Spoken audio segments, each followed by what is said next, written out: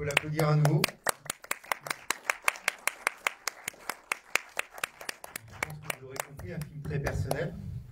Je vais, puisque j'ai le privilège d'avoir le micro, poser la première question. D'un point de vue purement formel, combien de temps il t'a fallu pour monter ce film, qui est donc ton 10e long métrage, de l'idée première jusqu'à sa sortie en salle, alors pas encore en France, mais en Belgique? 8-10 ans. 8 à 10 ans, d'accord. Ouais, bon, je fais plein d'autres choses, bien sûr. Ouais. Mais donc voilà, donc oui, c'était une longue, la recherche de producteurs, etc. Et bon, après aussi, j'ai fait plusieurs versions. Donc j'ai fait une version de 6 heures aussi, donc voilà, je me suis échappé à ça. C'est la bonne nouvelle. Et, bon voilà, après, oui, ça a pris beaucoup, puis émotionnellement, c'est toujours compliqué à rentrer dedans. Et finalement, c'est des producteurs qui m'ont appelé en disant: tiens, on a entendu parler de ton film au Festival de Toronto. Donc tu avais fait un scénario, tu as fait un scénario, et du coup, ça a été repris, mais donc ça a fallu pas se faire, bien sûr. Mais c'est comme beaucoup de projets qu'on a au cinéma, c'est l'aventure, hein, le cinéma.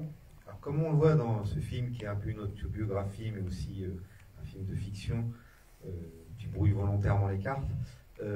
Tu as souvent été sélectionné pour des films à l'étranger, notamment en Corée du Sud. C'est pas de la oui, fiction. non, j'ai gagné des prix, tout ça. Et donc en Amérique du Nord. Oui, les films sont sortis aux États-Unis. C'était pour quel titre déjà? Ça, c'était pour La vie sexuelle des Belges. Avec un titre comme ça, je le savais, mais La vie sexuelle des Belges sortir aux États-Unis, quand on sait qu'il y a moins de 2% de films étrangers qui peuvent avoir accès aux salles en Amérique du Nord, c'est pas mal. Oui, au Japon, tout ça. Donc c'était une grande époque de cinéma aussi, les salles étaient pleines. Bon, le monde était différent, hein, donc il y a quand même déjà plus de 30 ans. Et donc voilà, il y avait aussi une économie. Donc il y avait les films, puis les gens faisaient après des cassettes, puis ça passait à la télévision, et bon, il y avait une vraie économie qui est plus compliquée. Je pense qu'il y a toute ma face, tous ceux qui étaient avant moi, donc les Fellini, les Godard et tout ça, aujourd'hui n'auraient fait aucun film. Ça n'existerait pas, quoi. Donc voilà, c'est un tout autre monde qui est là maintenant. Alors avant de passer le micro à la salle, une dernière question justement sur le temps du film. Tu nous as parlé de 6 heures, tu aurais pu nous faire 6 heures, mais tu as énormément travaillé sur le montage. Oui, voilà. Combien de temps de travail sur le montage pour ramener le film à 1h15? Ouais, il y a eu 3 mois de montage. 3 mois de montage, et combien de temps de tournage? 6 semaines de tournage. Ah non, le double de montage. Oui, bien sûr, le film se fait au montage. En fait, c'est là que tout s'organise, que se déplace, etc. Donc, je voulais être très, très concis, comme si on y avait une espèce d'album presque de famille qu'on ouvrait, qu'on refermait un peu. Et puis être dans un espèce de rythme et dans un espèce de style aussi, qui ne peut pas être osé aujourd'hui quand même, donc en plaçant l'histoire sous différents niveaux, niveau théâtral, niveau réaliste, puis complètement irréaliste ou surréaliste, enfin mélanger tout ça, et quand même avoir une espèce de ligne narrative qui ici est tenue par le dialogue, quoi. Le dialogue en off. Donc ça c'est aussi quelque chose qui est particulier, qui n'est pas simple. Avec 2 voix en plus, qui est assez rare. Oui, c'est ça, c'est pas simple, parce que ça doit être très juste, ça doit se poser vraiment au bon moment, et il faut que ça ajoute aussi, que ce soit, sinon ça devient redondant. Donc il faut que ça fasse monter voilà. En off, on peut très bien dire que après je suis parti en Australie et j'ai rencontré une sirène australienne, et on voit simplement une carte postale, si tu veux. Mon baiser d'Australie, mais bon, il n'a pas été filmé. Enfin, je veux dire, la voix off peut vraiment donner une accélération aussi. Mais si c'est pas. Voilà. Juste un petit clin d'œil sur le casting, avant que je cède le micro. On voit au moment où il y a la séquence avec les tenniswoman, un petit garçon qui court et c'est ton fils qui est ici présent, Oui, c'est ça, voilà, Arthur. voilà. Et puis surtout, je voudrais saluer Alice qui est au dernier rang et qui joue le rôle, c'est une Catalane. Tu joues le rôle d'une des nombreuses conquêtes de Yann, c'est ça? C'est ça? Ouais. Pas vraiment dans le film. Qui refuse, voilà. Donc, oui, et puis qui m'a beaucoup aidé aussi à cette époque-là où bon, je me suis retrouvé seul avec mon fils, puisque sa maman étant décédée. Donc elle est venue beaucoup aider et ça a aussi servi à finir le projet et pouvoir tourner, etc. Donc ça a été aussi une espèce de muse, on peut dire ça? Elle t'use? Hein? Elle t'use la muse? Des questions, faites-moi signe. On a parlé de la forme du film, il y a bien évidemment un fond. J'imagine qu'on va en parler dans un instant. Qui est quand même un vrai sujet de société. Parlez près du micro. Oui, vous semblez quand même tout au long du film faire ressortir un certain individualisme de la personne, une sorte d'isolement de chacun d'entre nous, et malgré tout ce que l'on cherche, on se retrouve seul devant un ensemble d'événements et devant la vie, en définitive. Est-ce que ça fait partie de votre philosophie? Oui, oui, bien sûr, on est très seul, quoi, c'est sûr. Mais bon, voilà, bon, je pense que la philosophie, c'est surtout... voilà, on vit tous plein de drames, en fait. La vie, c'est pas un fleuve tranquille, c'est plutôt un petit ruisseau merdeux, quoi, souvent. C'est pas... Mais on est seul et on t'apporte pas la joie de vivre, quoi. Il faut vraiment... il faut mettre de l'énergie, il faut le faire soi-même, quoi. On t'apporte rien sur un plateau. La vie n'est intéressante, mais on ne te l'apporte pas. Hein.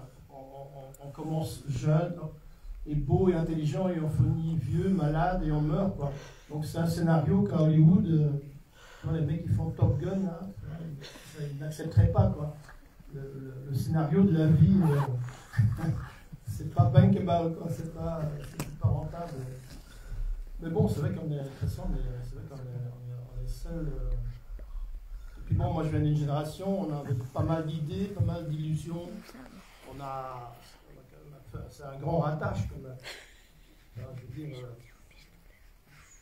on laisse pas beaucoup de grands espoirs. Hein. C'est un peu un échec quand même.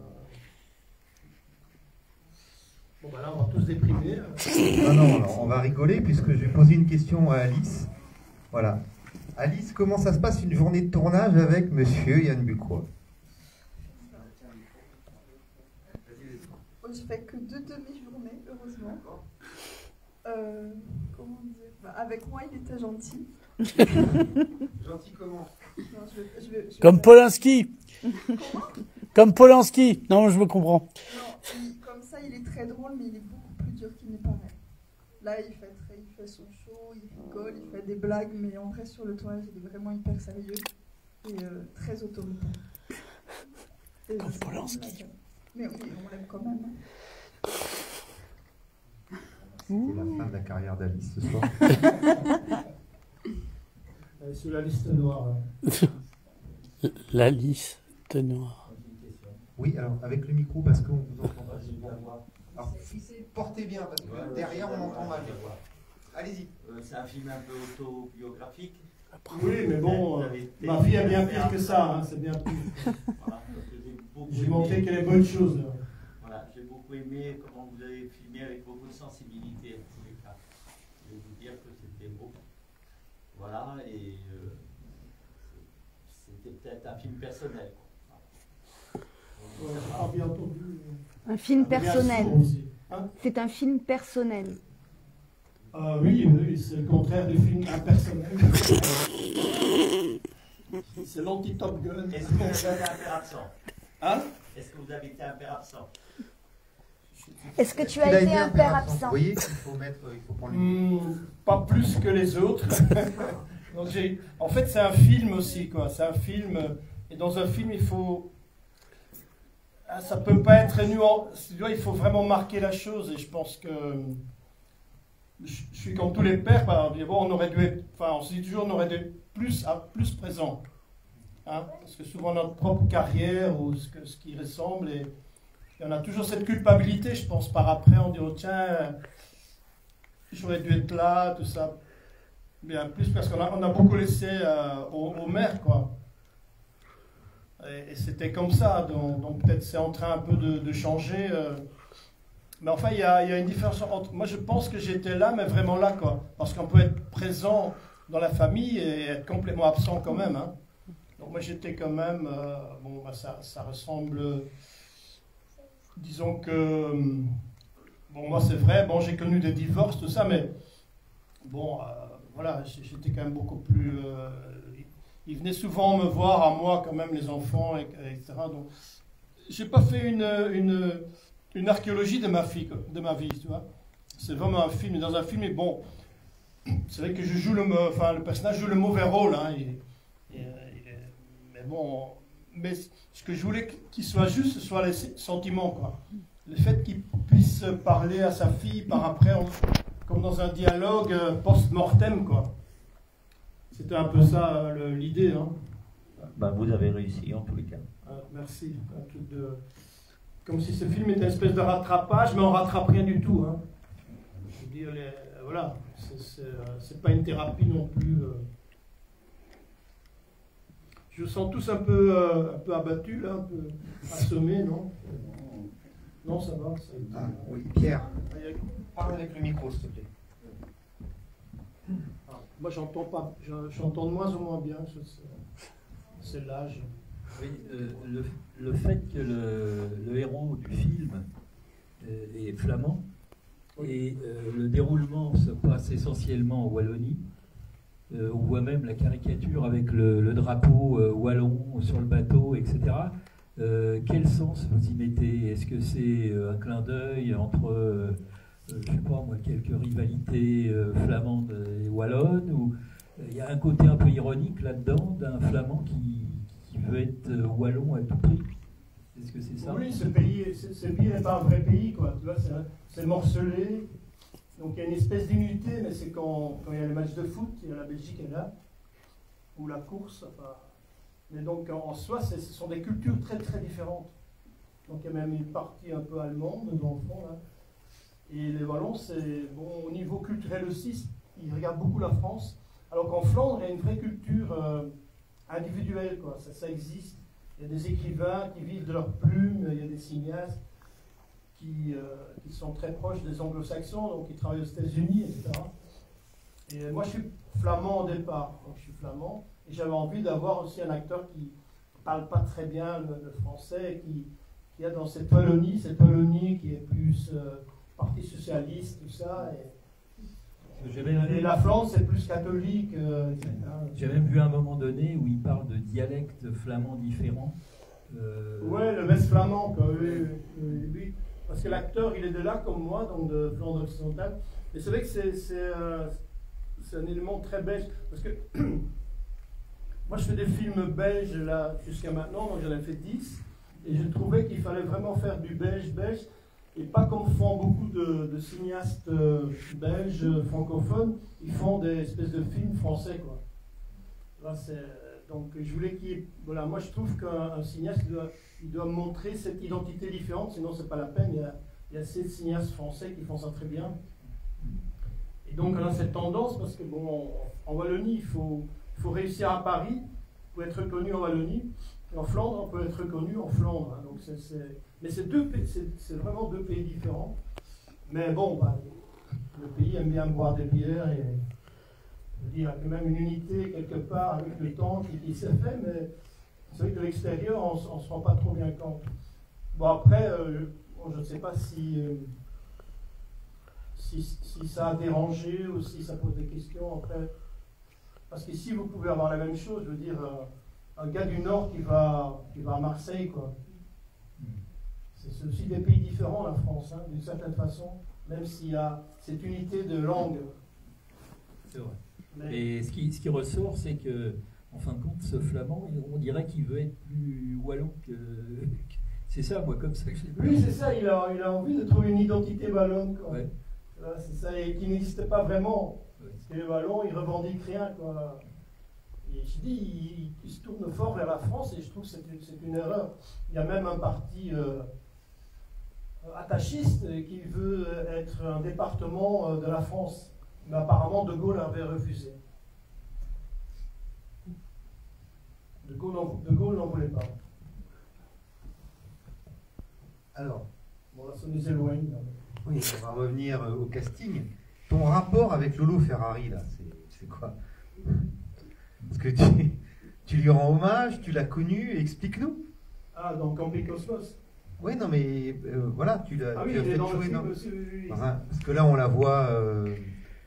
Enfin, tu lui rends hommage Oui, avec un j'ai casting, fait un film avec le gros le Lolo. gérant d'un camping à la côte belge. D'accord. Et donc, dans le film Camping Cosmos, c'est une intellectuelle qui parle de Jean-Paul Sartre, etc. Donc, qui lit L'être et le néant, enfin, des bouquins illisibles. Et son mari n'arrive pas à la faire jouir. Et donc, l'équipe d'animation culturelle, parce que voilà, c'est toujours un peu le même thème que j'ai, c'est-à-dire être animateur culturel en milieu hostile. Et bon, présenter des films, bon, il y a de la place dans la salle. Hein. Il y a de la place dans la salle. Ah, mais si vous avez vu le film annonce, hein, il y avait écrit dans les films de Yann Ducroix, ce qui est bien, c'est qu'il y a toujours de la place dans la salle, on vous a pas menti ce soir. Je passe. Et donc Lolo Ferrari, là, je l'ai rencontré et je trouvais que c'était un personnage intéressant et comique. Et finalement, les gens n'ont vu que c'est ça, quoi. Donc là, un casting un peu raté.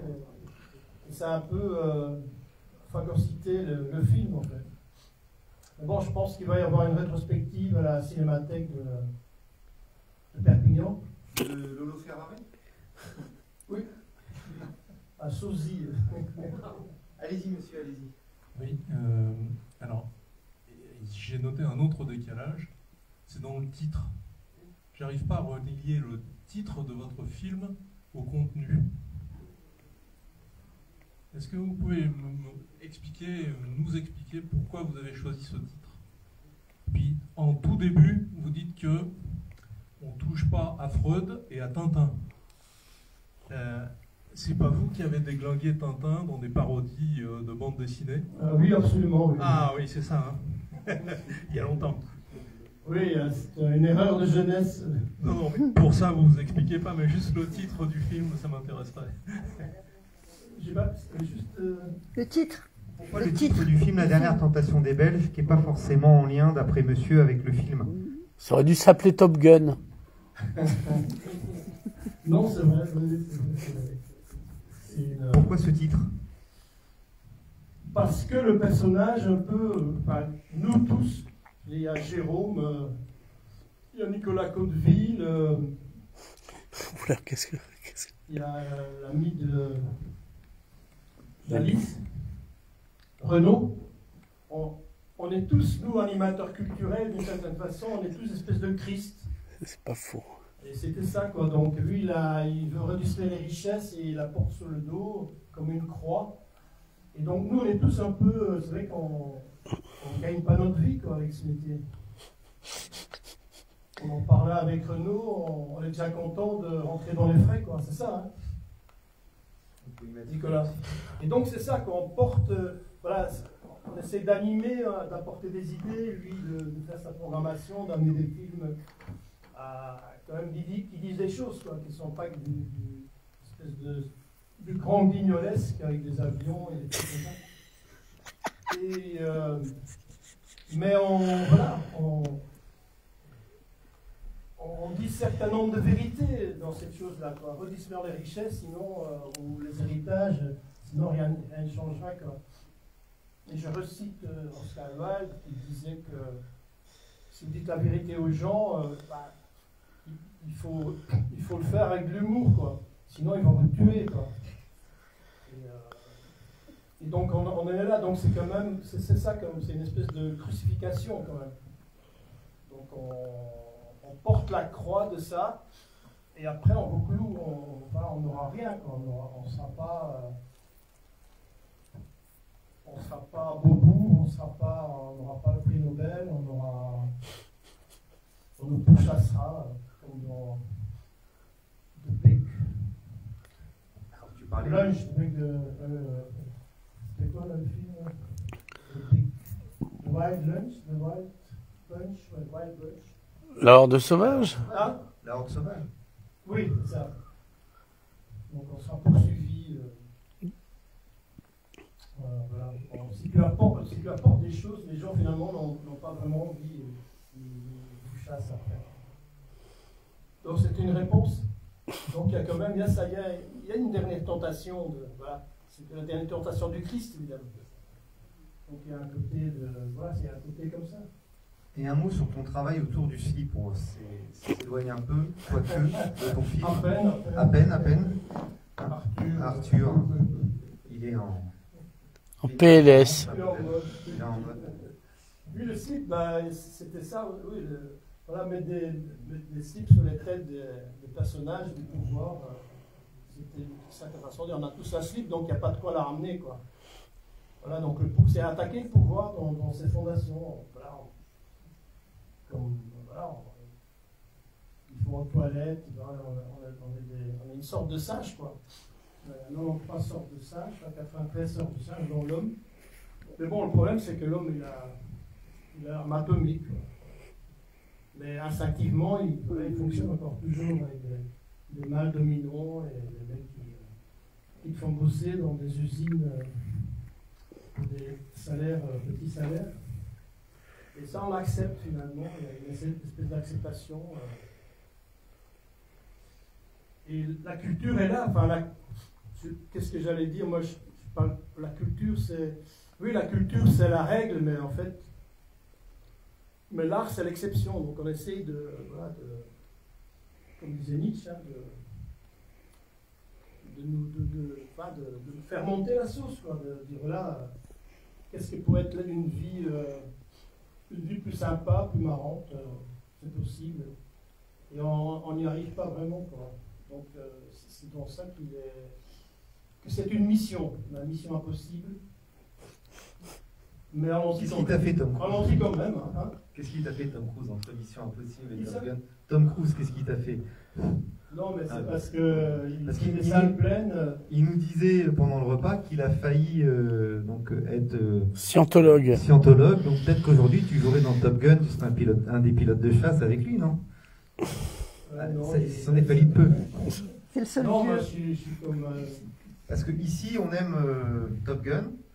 Et on aime La Dernière Tentation des Belges. On a un cinéma très éclectique. Non, je ne suis pas arrivé à être dans un groupe, quoi. Je suis pas, comme disaient les Brothers. Hein. S'il y a un groupe qui me prend comme membre, j'aimerais pas faire partie de ce groupe-là, quoi. En gros. Hein. C'est pour ça que tu restes un franc-tireur du cinéma. Oui, c'est ça. J'aimerais bien avoir des salles pleines, mais voilà. Ben, ça va du bien. monde, hein. Oui, je ne suis pas maso. Mais je ne fais peut-être rien pour, enfin, je ne sais pas. Voilà, c'est comme ça. Avez-vous une dernière question avant qu'on vous libère? Je ne reviendrai pas de sitôt. Hein. Bon, voilà, en tout cas, je vous remercie, vous étiez les 3e spectateurs à pouvoir voir le film en France. Je pense qu'il va sortir dans le courant de l'année prochaine. Merci à toi d'être venu.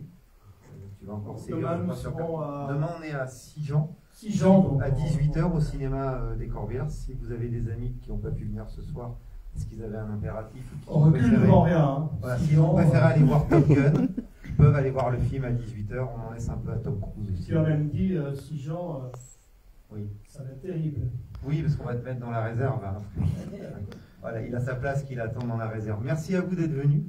Et puis n'hésitez pas à passer dans le hall du cinéma de Canet si vous le souhaitez, si vous ne passez pas très loin, puisque jusqu'au 11 septembre, il y a l'exposition de la collection Printemps-été 2022 du musée du slip de Bruxelles qui s'est donc exporté à Canet. À bientôt. Il y a le slip de Louis Alliot. Oui, merci. Le slip de Louis Alliot. Nous, on va boire un verre encore. On boit un verre chez qui? En face, au Popstar. Au Popstar, donc, ceux qui veulent continuer. Alors, ça n'a rien à